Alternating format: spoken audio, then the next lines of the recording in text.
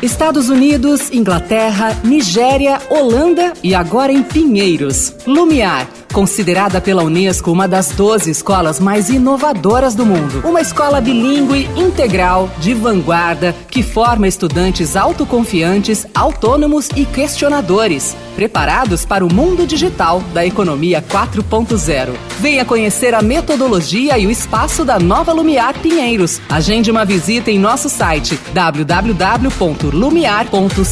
Estadão Notícias. Na semana passada, o Grupo Estado promoveu o Estadão Summit Brasil, o que é o poder, no pavilhão da Bienal no Parque do Ibirapuera, em São Paulo. O evento discutiu o poder nas mais diversas áreas da sociedade. Para falar sobre a relação do poder com a política, participaram o governador de São Paulo, João Dória. Os excessos são negativos, são ruins, os excessos verbais, os excessos de medidas que não sejam bem pensadas, bem elaboradas. Quero estabelecer o contraponto em relação ao governo Bolsonaro. Vamos, repito, eu e o meu partido, o PSDB, apoiar todas as iniciativas que sejam boas para o Brasil e para os brasileiros. E o apresentador Luciano Huck. Eu estou muito mais aqui uma convocação geracional do que qualquer outra coisa. Assim, isso, para mim, não estou aqui como um projeto pessoal, não estou aqui num projeto de poder, não estou aqui... Eu estou num projeto de que eu estou há 20 anos rodando esse país de maneira muito intensa, sem nenhum tipo de intenção a não ser produzir conteúdo. Eu não consigo passar por um problema e não me sentir parte dele. A gente vive um país extremamente desigual, mas muito desigual.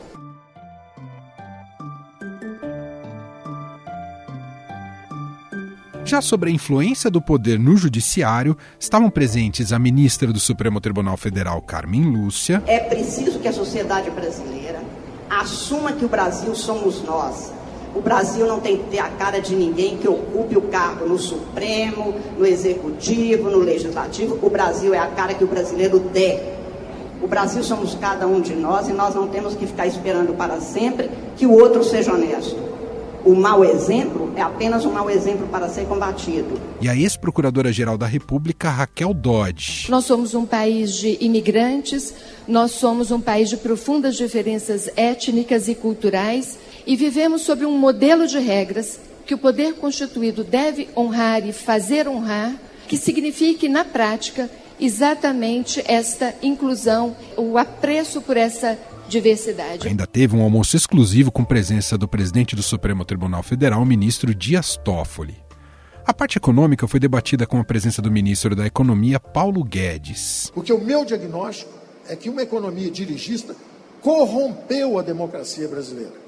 E a população foi às ruas dizendo: chega de corrupção e chega de estagnação. Eu acho que o Congresso, eu acredito na democracia brasileira, o Congresso vai reagir a isso. E vai fazer o que tem que ser feito. Ah, mas como é que vai ser isso? Uma nova política será desenhada. A relação do poder com a imprensa foi o tema do ex-correspondente do New York Times no Brasil, o jornalista e escritor Larry Holter. Em meu país, líderes políticos se referem ao jornalismo como os inimigos do povo. São palavras que costumavam ser ditas por ditadores. Public information.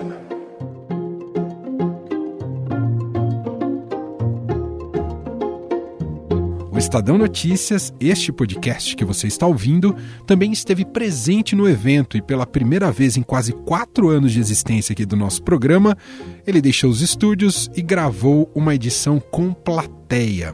E como os podcasts são instrumentos populares, nosso painel não poderia ser diferente: o poder da sociedade. Os palestrantes deram exemplos de ações realizadas em áreas como gestão pública, educação e meio ambiente.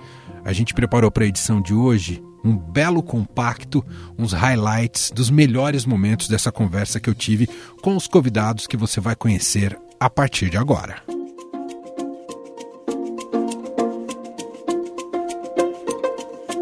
Olá a todos, tudo bem com vocês? Eu queria pedir logo de cara, como esse é uma mesa que está sendo gravada e que vai virar um podcast, tem muita gente que vai ouvir isso. Então eu queria pedir uma belíssima salva de palmas para aparecer na gravação. Vamos bater uma palma?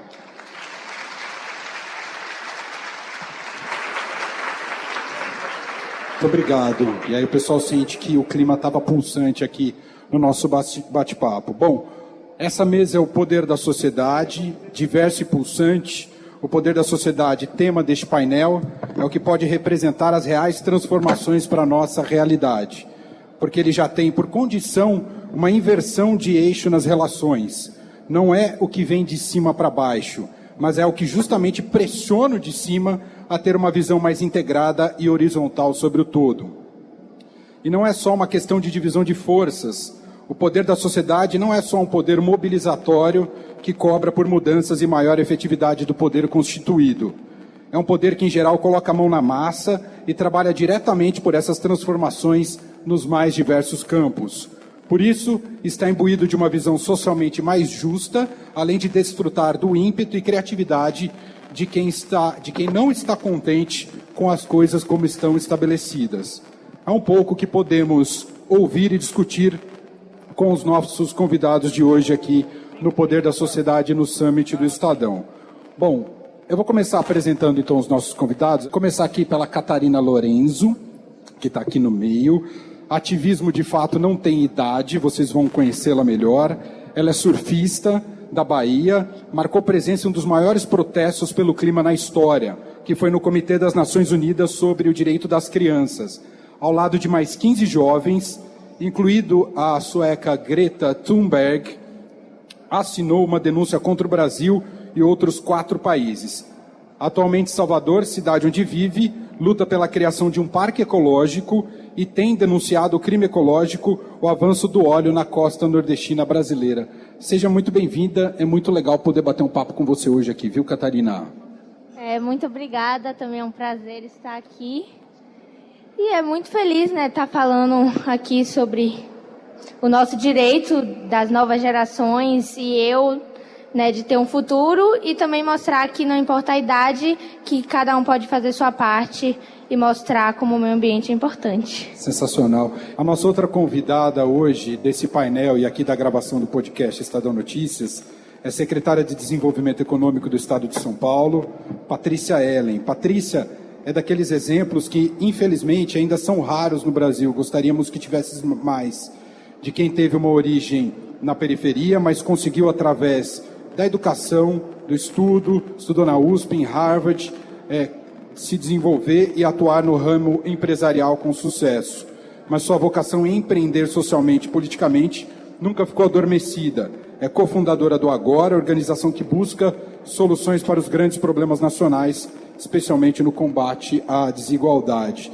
E hoje está com essa missão também de gerar emprego num momento tão difícil para o país. Tudo bem, Patrícia? Seja bem-vinda.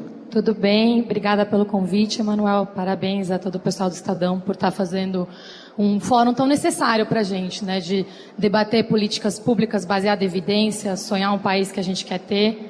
E estou honrada de estar aqui com vocês hoje, ainda mais do lado aqui da Catarina e do João, que também é cofundador do Agora. É verdade. Bom, desde 2006, o Todos pela Educação existe para buscar transformações na área que é considerada fundamental para o desenvolvimento do país, a educação. A ONG cobre e atua junto a governos e entidades, formulando estudos, propostas e diagnósticos. Virou um farol qualitativo sobre os passos dados nessa área, especialmente em relação às políticas públicas nas mais diferentes esferas de poder.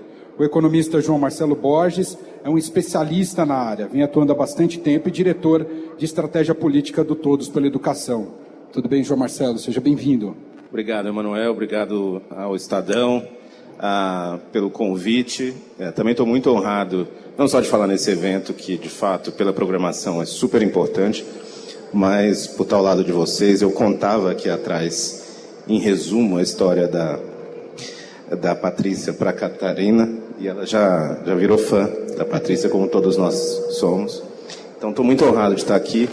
Pois eu vou te perguntar se o Estado tem que dar conta sozinho disso ou se ele tem que fazer isso em parceria na área educacional, de fazer essa provocação. Mas eu quero voltar à nossa Catarina para que você nos contasse, Catarina. Eu vi que você tem atuado diretamente, feito muitos vídeos ali para as redes sociais da situação da costa brasileira, especialmente você está ali em Salvador, com o avanço do óleo nas praias brasileiras. Como é que tem sido esse engajamento e o que você pôde observar diretamente indo dia a dia ali para a praia?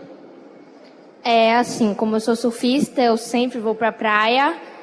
E esses dias eu quase não estou também podendo treinar por causa do óleo. Tá um desastre, não só na Bahia, mas no Nordeste. Eu acho que a gente precisa de ajuda agora, mundial, nacional, de toda forma. Eu mesmo tenho um grupo que se chama Guardiões do Litoral. Eu faço parte desse grupo.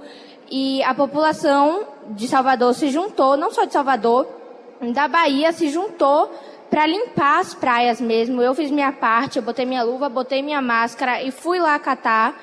E para quem, algo que eu acho que outras formas de ajudar também, para quem não quer catar, poderia doar materiais para quem está catando, porque isso é forma de ajudar. E quanto mais ajuda, mais união a gente vai conseguir. Eu espero que a gente consiga acabar com isso, porque por conta de ações humanas, o meio ambiente está sofrendo, sendo que o meio ambiente nos dá tudo, contribui maravilhosamente com a gente, nos dá ar puro, nos dá comida, nos dá tudo. E a gente, em vez de contribuir da mesma forma, estamos contribuindo assim, acabando com o meio ambiente, algo muito injusto, que eu acho.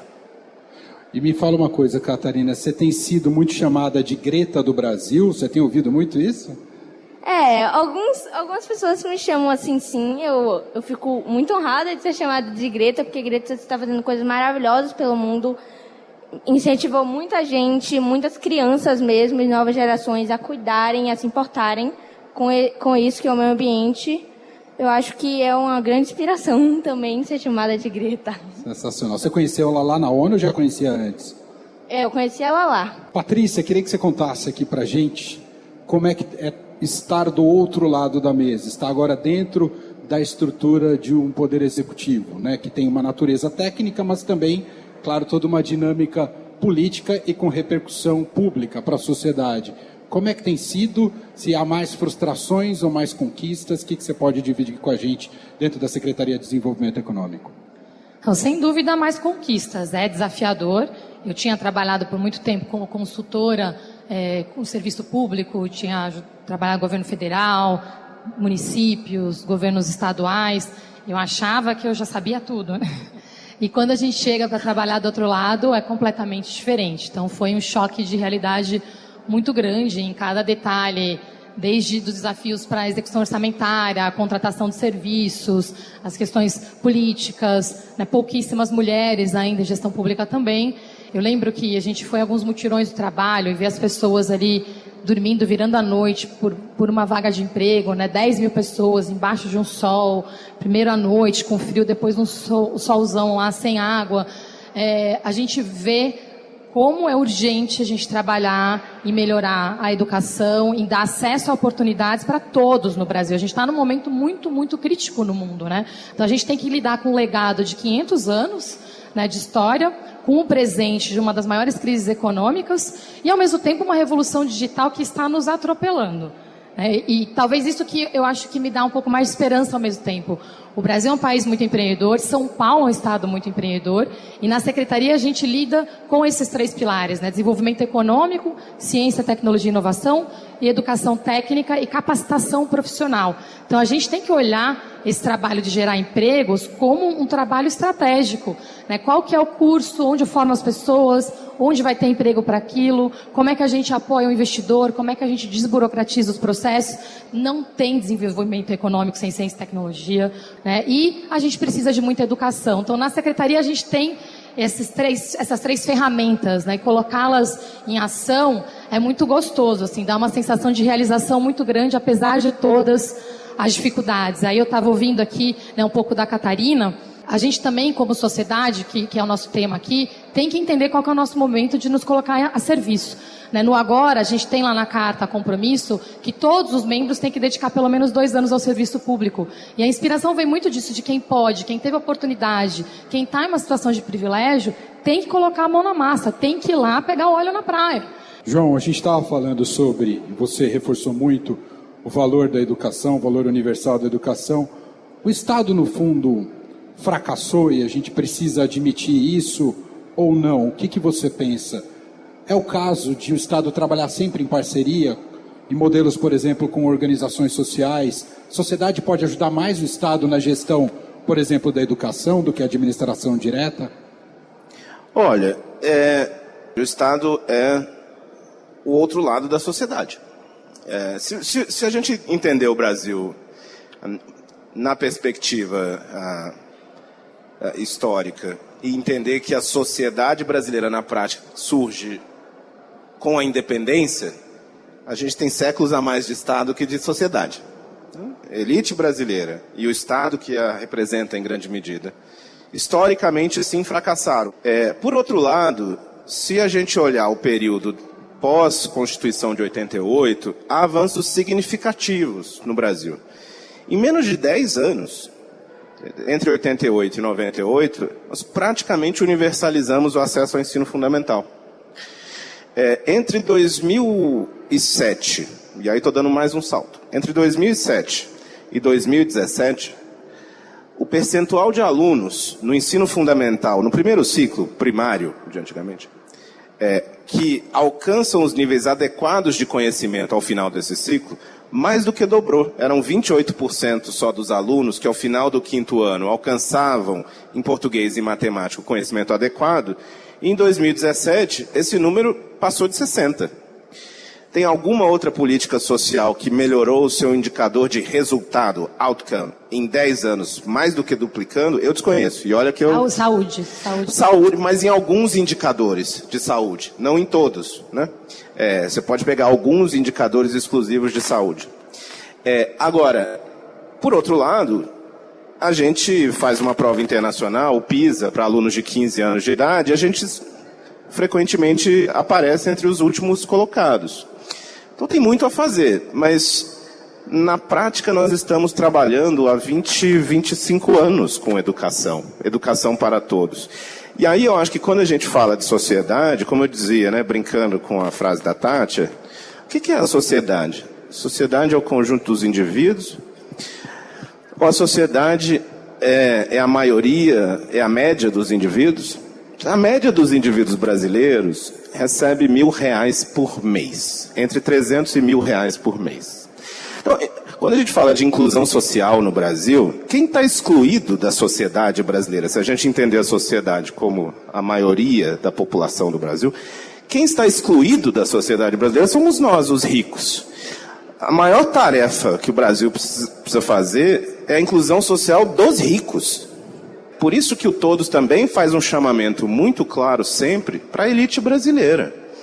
Não para tirar o caráter da educação como direito universal, humano e constitucional, mas porque se a gente quer ter produtividade para todas essas empresas, se a gente quer ter competitividade para o país, sem educação não haverá. Haverá para uma franja muito pequena da população. A gente já está chegando ao fim, voa o tempo aqui, né? E tem um cronômetro gigante aqui para a gente, para nos avisar que está acabando quase o painel. Tem muitas perguntas a fazer aos três, mas começando aqui pela Catarina, para você, como é que aos 12 anos, um pouco abrir mão de que uma criança de 12 anos normalmente faz, para poder assumir um poder de mobilização? Como é que você resolve isso internamente, hein? Às vezes tem pessoas que pensam, é uma criança de 12 anos que não sabe o que está falando.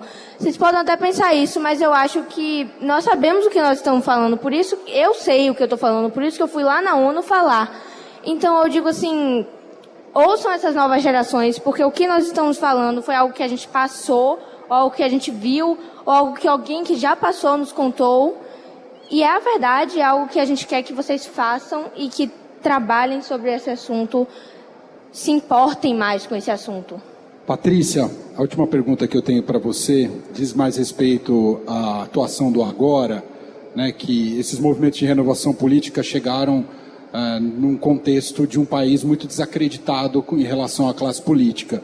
Vocês imaginavam que naturalmente isso ia... Claro que vocês propõem ali debates, temas, estudos do país, né, para mudanças em políticas públicas. Mas vocês imaginavam que teria uma pressão para que isso também se transformasse em projeto político, eleitoral, como se tem se colocado o Luciano Huck como candidato a presidente, que também faz parte do Agora? O papel do Agora, do Acredito, do Renova, do Livres, é fundamental, é o que vai garantir que a gente tire todos da zona de conforto para que as nossas instituições se renovem, fiquem cada vez mais profissionais, e é natural que essa expectativa aconteça. Mas no caso específico do agora, a gente defende muito que a força, o nosso DNA, é fazer toda a criação de dados, evidências, para a gente elevar o nível do debate público e político, com dados, com evidências, com agendas, com referências, com exemplos concretos, né? Isso que a gente sentiu que fazia muita falta, e com essa participação também, muito nesse sentido de que o que é poder, né? Poder pode ser poder político, né? Você ter o cargo ali por autoridade, mas tem o poder por influência, né? E a gente se colocar ali a serviço, a gente ser o exemplo do que a gente queria ver ali, foi uma parte muito importante do que aconteceu. E ter uma pessoa como o Luciano, como o João aqui, acho que isso é muito especial para a gente ter pessoas que hoje estão tão comprometidas e participando de uma forma mais ativa dos debates públicos e políticos no Brasil também, né? Para concluir, então, o nosso painel aqui com o João Marcelo Borges, eu pedi para ele ser sintético, que a gente já estourou o tempo está esgotado. A gente sempre fala de educação e muitas vezes a gente vai para um caminho de diagnóstico do que não está funcionando. Eu queria que você contasse o que está dando certo no Brasil. Olha, eu acho que tem várias coisas dando certo. E aí eu vou, na linha do que Patrícia dizia, o Todos pela Educação, depois de ter estabelecido metas de resultados, ele viu que só isso não bastaria. Então ele, com mais de 80 especialistas, ex-gestores públicos, municipais, estaduais, federais, ouvindo professores e alunos, construiu uma agenda para o país nos próximos anos, chamada Educação Já, que estabelece 7 prioridades. A gente tem vários exemplos dando certo no Brasil, e é por isso que hoje a gente não precisa mais buscar exemplos em outros países. Por exemplo, o Ceará hoje tem uma das melhores programas em colaboração do Estado com os municípios para a alfabetização e para o ensino fundamental como um todo. O Estado de Pernambuco tem no ensino médio em tempo integral um modelo super eficiente, que consegue reduzir as desigualdades de alunos que não tiveram acesso no início da vida e que, inclusive, reduz o estado com menor desigualdade entre os alunos mais pobres e mais ricos. Então, a gente tem muito bons exemplos já em casa. Nossa tarefa é superar debates ideológicos. Sensacional. Agradecer Catarina Lorenzo. Obrigado, viu, Catarina? Obrigada a você e a todos que vieram aqui nos assistir. Muito bom. Linda. Patrícia Ellen, muito obrigado. Obrigada, eu que agradeço. E João Marcelo Borges, obrigado. Muito obrigado, parabéns a todos. Obrigado a todos. Estadão Notícias vai ao ar segunda a sexta-feira, 6 da manhã. Pode baixar em qualquer agregador de podcast. Obrigado, gente. Tchau. Estadão Notícias. Quando começamos a XP há 18 anos, chamavam a gente de garotos. Agora que estamos transformando o jeito que o brasileiro investe e que nos tornamos uma das maiores instituições financeiras do país, ninguém mais chama a gente de garotos. Até porque está bem claro que não somos nós que brincamos com o seu dinheiro. Para os que acreditam no impossível, nós somos a XP Investimentos. Acredite, xp.com.br. Estadão Notícias. O Estadão Notícias desta segunda-feira vai ficando por aqui. Contou com a apresentação minha, Emanuel Bonfim, produção de Gustavo Lopes e montagem de Nelson Volter. O diretor de jornalismo do Grupo Estado é João Fábio Caminoto. Mande seu comentário e sugestão para o e-mail podcast@estadão.com. Um abraço para você e até mais. Estadão Notícias.